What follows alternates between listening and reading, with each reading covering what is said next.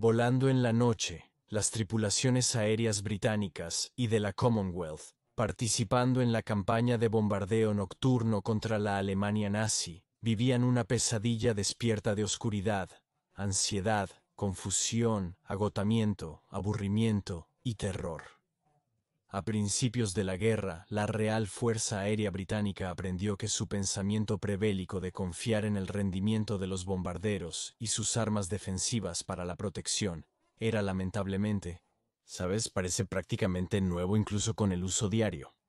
Obviamente es un diseño muy delgado, por lo que cabe fácilmente en mi bolsillo trasero o del pecho. Sé que al principio puede parecer un poco truculento, pero realmente me gusta ese botón de acceso rápido a la tarjeta. De nuevo, no solo es realmente satisfactorio hacerlo, pero es práctico. No requiere mucho tiempo para, ya sabes, seleccionar la que deseo, sin mostrarte los detalles, simplemente puedo insertarla.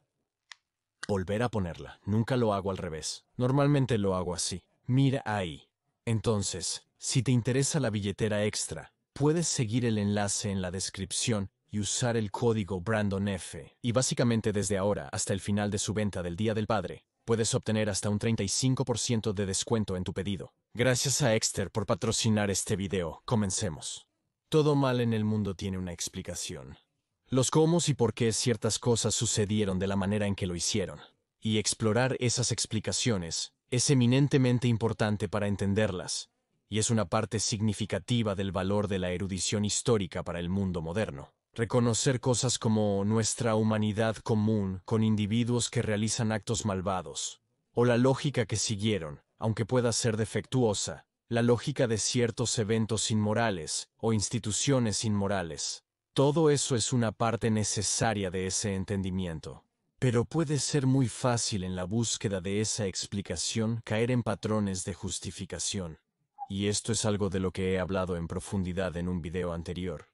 ¿Cómo creo que esta distinción entre entender y explicar la naturaleza de algo terrible versus justificar realmente su existencia, esa distinción es vital para mantener? Y especialmente cuando se trata de esas injusticias históricas que continúan teniendo un impacto masivo, influencia en nuestras vidas hoy en día, tanto culturalmente y quizás más significativamente, incluso materialmente. Cuando hice una encuesta preguntando qué video debería hacer a continuación, y uno de los temas, que supuse que sería solo una forma rápida y tal vez diferente de ver un tema popular, bueno, mencioné que estaría criticando un argumento muy tonto sobre la esclavitud.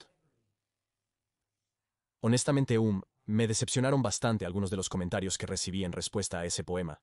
Quiero decir, obviamente algunas personas van a estar enojadas, pero como algunas personas estaban, digamos, realmente discutiendo hasta meterse en un saco de papel, si esa expresión tiene sentido, no sé, ¿entiendes la idea? Algunos comentarios pueden ser bastante horribles, las cosas que la gente decía, la ignorancia, lo rápido que algunas personas se enfadaron, acusándome inmediatamente de estas cosas terribles, haciendo estas enormes suposiciones no solo sobre cuál iba a ser mi argumento, que aún no has escuchado porque va a venir en este video, sino sobre quién soy como persona, mi visión completa del mundo, lo que estaba haciendo, cuál era mi objetivo.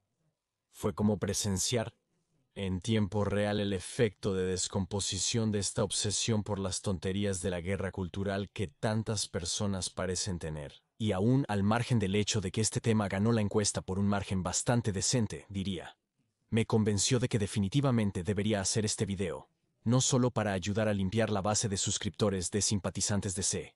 Wow, di eso 10 veces rápido. Pensé que era una frase pequeña, pero resultó difícil. ¿Entiendes la idea?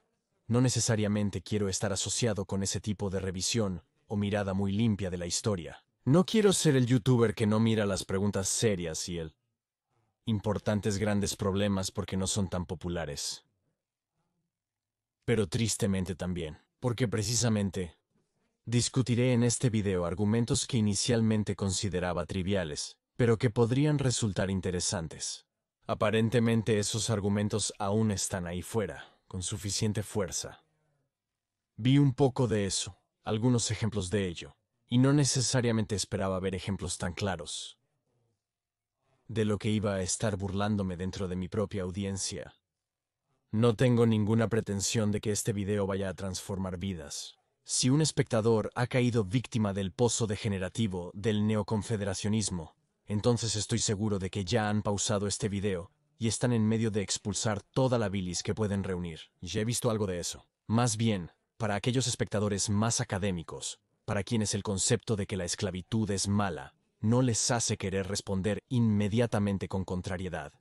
Espero que este video pueda ayudar a expandir la manera en que conciben la institución de la esclavitud, y quizás más importante, entender cómo combatir mejor ciertas ideologías insidiosas cuando puedan surgir, cuando puedan encontrarlas en la vida real, donde realmente importan, por supuesto. Y una nota aquí que la vida real no incluye la sección de comentarios. No te involucres en discusiones sin sentido con extraños en Internet, que ni siquiera pueden ser personas reales. Somos culpables de ello. Todos somos culpables, pero debemos intentar evitar eso, incluso cuando realmente nos eriza el pelo.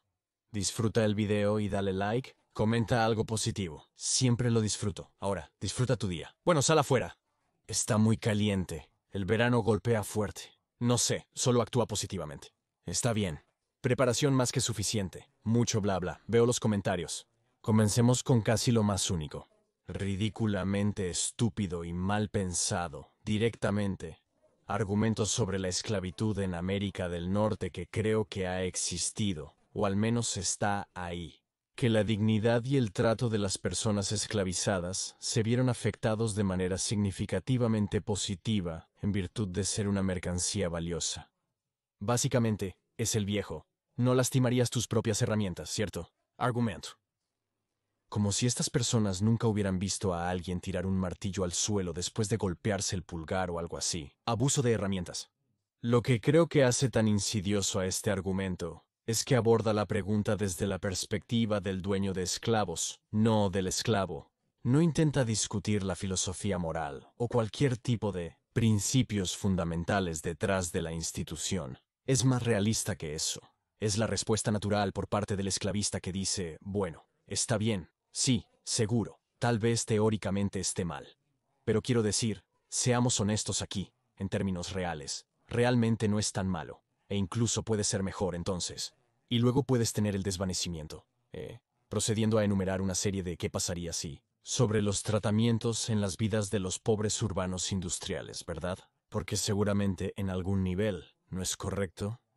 No tiene sentido que si un esclavo era de hecho un activo valioso, lo cual ciertamente eran en el sur antebellum, no se desearía preservar ese activo. ¿Por qué tirarías tu propio dinero? Deseas cuidarlo bien y mantener su valor el máximo tiempo posible. No chocarás tu coche, ¿cierto? ¿Por qué harías que tu propio trabajo no esté apto para realizar ese trabajo? Es solo sentido financiero, ¿no es así? Claro, algunos dueños, lo admitimos, podrían tener mal genio. Algunos podrían haber sido abusivos. Algunas personas lo son. Destrozan sus teclados cuando pierden un juego. Algunas personas tirarán su martillo a un lado si fallan el clavo o golpearán una puerta cuando estén enojados. Existe el fraude de seguro, así que podríamos hablar sobre las implicaciones de seguro de la esclavitud. De hecho, un tema interesante. Pero existen cosas así. Pero en su mayoría eso realmente no sucede. Quiero decir, no a tal grado que realmente cause un daño lo suficientemente severo como para afectar la capacidad de la herramienta para operar, usualmente. ¿Sabes? Si yo, ya sabes, golpeo la rueda de mi coche porque alguien me cortó en una frustración, entonces eso realmente no es lo mismo que yo realmente, como rayando mi propio coche con una llave o golpeándolo contra una pared, algo así. ¿Sabes a lo que me refiero? Pero un esclavo no es un objeto. No realmente. Aunque se consideraba legal, honestamente, no realmente. No, no lo están. Tienen estas molestas cosas llamadas emociones. Tienen estos deseos y un instinto de supervivencia. Estas cosas pueden obstaculizar el trabajo forzado, ¿verdad? Puedes preguntarle a un maestro, ¿por qué abusarías de tu propio esclavo? Son tu propia propiedad. A lo que el maestro se reiría, creo. Es pintoresco, ¿verdad? La inocencia de todo ello. Ojalá no tuviera que superarlos, podría decir el propietario. Desearía no tener que contratar a todos estos supervisores, tomar tiempo del día de trabajo para emitir castigos, y tienes razón. Es una verdadera lástima tener que dañar mi propia propiedad. Pero sabes, al final del día, es solo una parte necesaria de hacer negocios, lo mismo que alimentarlos, alojarlos y todo lo demás. Estos son gastos que desearía no tener, pero tienes que hacer lo que tienes que hacer si un dueño podría golpear, azotar, cojear a solo un esclavo. Y ese miedo es suficiente para mantener a todos los demás dóciles y en línea, trabajando duro porque temen las repercusiones. Entonces, financieramente, ¿por qué no? Es un mantenimiento menor para que todo funcione bien y, aún así, una golpiza o abuso te sacará de servicio por un día o dos, pero ¿qué te importa? Pronto volverán al campo y al final podrías haberlo convertido. Sabes, molesto yo mismo, molesto deseo de libertad o lo que sea.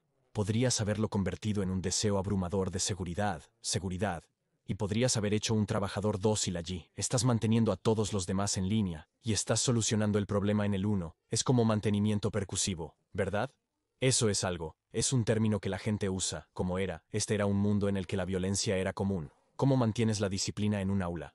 Bueno, golpeas a los niños. Si una esposa desobedece a su marido, bueno, la violencia doméstica era mucho más común de lo que es hoy.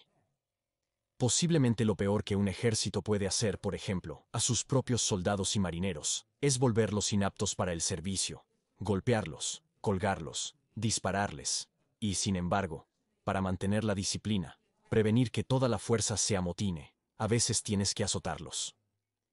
¿Por qué esperaríamos que los esclavos considerados apenas como humanos legal o culturalmente recibieran un trato diferente y mejor que cualquier otro elemento de la sociedad?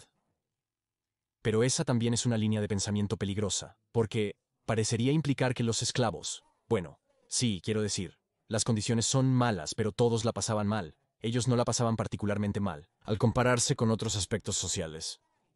Pero sí lo hicieron, como el estrato más bajo de la sociedad, tanto legal como culturalmente. No solo eran los más fáciles de castigar, sino que con mucho eran los más castigados, y en líneas mucho más extremas.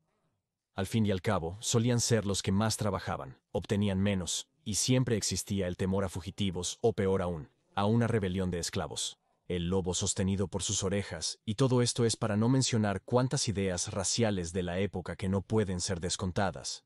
Básicamente afirmaban como científicamente, esta es una concepción popular, obviamente no es cierto. Pero la idea incluso existe hoy en día en algunos círculos. Seamos honestos al respecto. Había esta idea de que los africanos negros eran menos inteligentes y más propensos a comportarse violentamente. Y por lo tanto, la violencia era una forma más válida de obtener la idea de cruzarse con ellos de lo que habría sido con otras razas.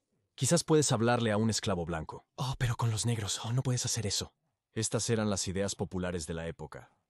No necesito insistir en cómo el castigo promedio para un esclavo era mucho peor que para un trabajador industrial o cualquier otro elemento de la sociedad, porque eso es bastante conocido. En cambio, abordemos el verdadero elefante en la habitación, porque hasta ahora solo he discutido aquello que todavía sigue una línea de razonamiento financiero, una ecuación maquiavélica de cuánto castigo se requiere para mantener la producción. Todavía está asignando una forma de lógica que es muy limpia, aunque también sea bruta. Sin embargo, esto supone que hay algo de verdad en el argumento en cuestión.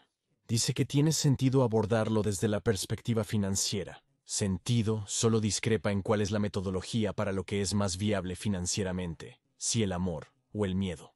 Pero como dije, esto no es solo un mal argumento, no es solo incorrecto, es un argumento estúpido. Así que pasemos de lo razonable, lo financiero, lo lógico, a lo realista, la realidad de lo que sucede en el terreno. A modo de comparación, un soldado, al igual que un esclavo, no puede abandonar su posición, y si lo intentan, están sujetos a un castigo severo. Golpes, azotes, disparos. Ambos, el soldado y el esclavo, llevan vidas de dificultades físicas, privaciones extremas. Pero ahí es donde termina la similitud, porque un soldado aún conserva ciertos derechos y privilegios bajo la ley. Se le paga por sus servicios, tenía la posibilidad de una pensión después. Generalmente, depende del sistema, depende del tiempo, pero generalmente entra en este estado voluntariamente, a diferencia de un esclavo, y una vez liberado volverá a ser su propio hombre. Su esposa, sus hijos, son suyos, y sus oficiales, aquellos por encima de él, Están limitados por cosas como los artículos de guerra en cómo pueden tratarlo. Y si es maltratado dentro de cualquier particular autoridad, tiene recurso a través de su regimiento, a través del ejército en una escala más amplia, e incluso a través de las autoridades civiles. Sin embargo, un esclavo era visto como propiedad para ser utilizado y desechado según lo considerara apropiado su dueño. Si el maestro tiene un temperamento, no hay legales protecciones contra ello. ¿Por qué uno dañaría a su propio esclavo, que es su propia propiedad valiosa? También podríamos preguntar, ¿por qué alguien golpearía a su propio perro? Más inquietante, quizás una mejor comparación, lo suficientemente perturbador. ¿Por qué un proxeneta golpearía a su propia prostituta? Eso es simplemente increíble, ¿verdad? Control. Oh, puede tener valor financiero, seguro, pero a veces no es tan razonable como eso. A veces no se trata del dinero, se trata de la sensación de poder. O podría ser ira. Quizás el dueño está enfadado con la víctima. Quizás es solo ira buscando cómo desahogarse. ¿Has visto cómo las personas tratan a los representantes de atención al cliente? Es solo porque sus vidas son miserables en casa. ¿Sabes? La esposa no los ve igual en 18 años y deciden desquitarse con el representante de servicio al cliente porque están miserables. Simplemente buscan a alguien. Tienen incluso un ápice de poder sobre alguien para abusar de él por el simple hecho de hacerlo. Podría ser un deseo desmedido, quizás. O quizás es un miedo al abandono. Los esclavos se irán. Debo retenerlos de algún modo. Una paranoia esquizofrénica. Puede que estén conspirando contra mí o simplemente les divierta hacerlo. Literalmente cualquier razón imaginable. Si el concepto existe, probablemente ocurrió. La naturaleza de una población esclava es un bajo control completo y total, y muy raramente, si alguna vez, tienen alguna forma legal, social u otra para buscar reparación.